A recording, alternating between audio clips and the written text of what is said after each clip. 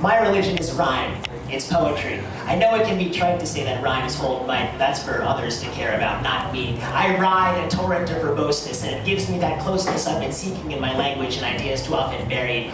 My rhymes are extraordinary. Without debate, they excavate an authentic voice within.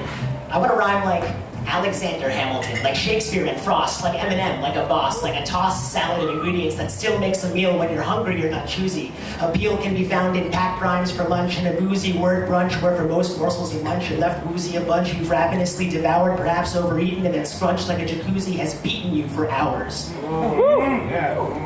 Wow, I guess I'm rhyming all the time now. It's hard not to rhyme every line and every two, and I know it's true. I can speak just as well without metered shell, be just as descriptive from advice as prescriptive, but it's hard.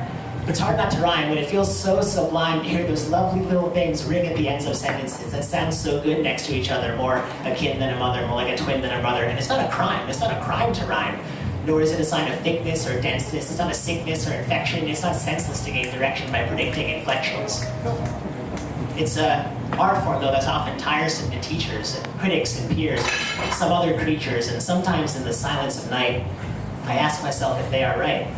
I've heard tales of devotion, of lives in free verse, such grand emotion, and it would only be worse if harnessed by rhyme scheme, as if words matching could ruin esteem. And so I try to cut loose, but instead I channel Dr. Seuss, where it's fun and it's magic to rhyme, but it's tragic sometimes. You see, I thought I bought a sketch pad, but it was a college-ruled notebook, and I say, look, it's fine, I'll just write outside the lines and something grander will appear, a design that isn't linear, but when I walk that way, the path grows skinnier, and I stare into the abyss of the poems I've dismissed. And then again, without rhyme, there's too many choices for each line. Too many roads diverging in that yellow wood, and I would have stood there forever if I could.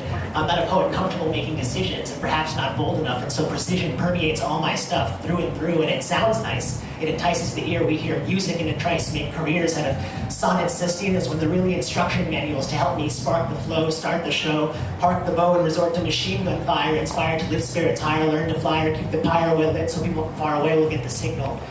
That if others feel a tingle, maybe they'll learn to wriggle out honesty regardless of reception, spout out words in quick succession, form a procession of sounds that freshen the topography. It won't all be delivered flawlessly, but don't worry, there's no such thing as a wannabe, there's a wanna, and a beautiful science of phonology. At worst, I gain terminology, and at best, I modestly spit consciously and constantly avoid mediocrity.